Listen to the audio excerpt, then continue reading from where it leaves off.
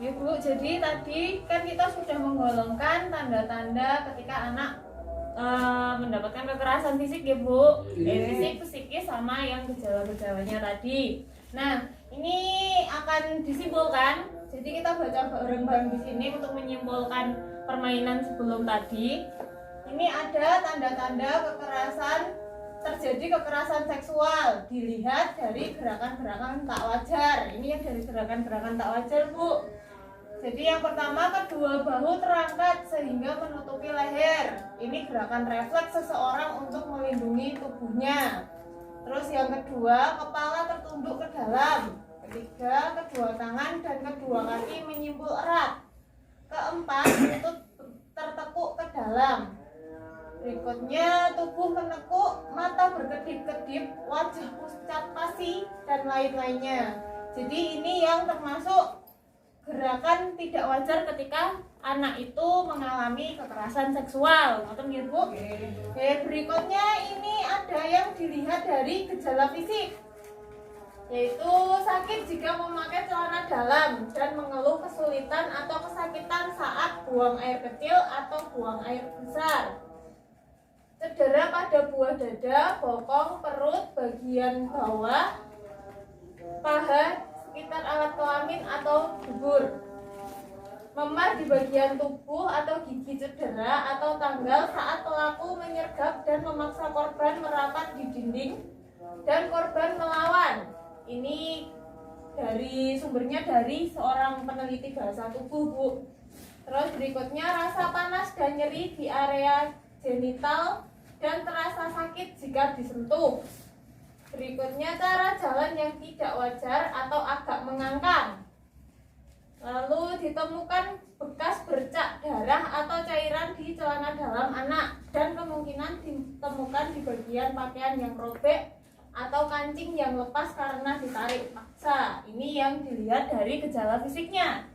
Terus yang terakhir yaitu dari gejala psikis. Ini dari mentalnya anak Bu. Yang pertama, anak berubah ekspresi, pendiam, cemas, gelisah, mengurung diri, takut ditinggalkan sendirian. Terus menunjukkan keluhan-keluhan fisik yang tidak dapat dijelaskan penyebabnya, seperti pusing, sakit perut, atau masalah makan. Terus sulit tidur dan mimpi buruk diikuti mengigau, sulit konsentrasi dan sulit belajar sehingga tidak mampu menyelesaikan tugasnya. Dan yang terakhir, perilaku kemunduran, menghisap ibu jari, kemunduran kemampuan bicara, dan ngompol Bu. Nah ini tadi yang dilihat dari gejala psikisnya. Dari tiga tanda-tanda kalau anak-anak terjadi kekerasan seksual ini sudah mudeng ya Bu nggih? Mohon paham nggih? Nggih. Nah, kalau misal Bu, nggih, muga-muga nggih boten nggih Bu nggih. Tapi kalau misal nanti keluargane jenengan atau anak jenengan kejadian menunjukkan hal-hal ini, menunjukkan tanda-tanda ini, kira-kira apa yang akan jenengan lakukan Bu? Marah. Terus sedih nggih Bu nggih. Terus diusir omah. Waduh, diusir omah. Wah.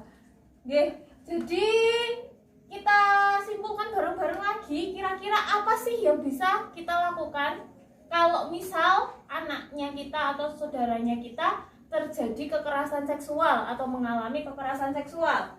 Nah, sikap dan perilaku orang tua yang harus dilakukan jika anak mengalami gejala-gejala kekerasan seksual. Pertama itu tidak panik dan tidak marah Bu.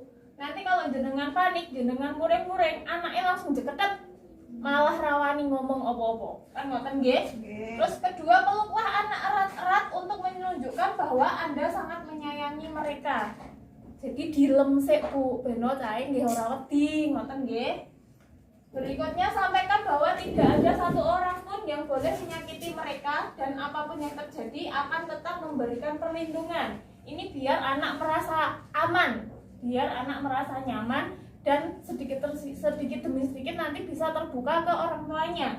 Berikutnya, jadilah pendengar aktif tentang cerita dan pendapatnya. Jadi nanti kalau anaknya cerita apa yang terjadi ke mereka, jenengan bisa mendengarkan, terus menenangkan juga kayak gitu ya Bu ya. Berikutnya, mintalah pertolongan ahli atau lembaga layanan.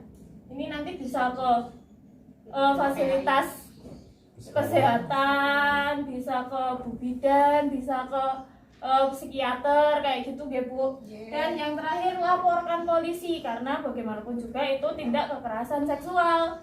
Ngoten nggih Bu nggih? Nggih. Pun paham sedaya nggih Bu nggih? Paham. Nggih.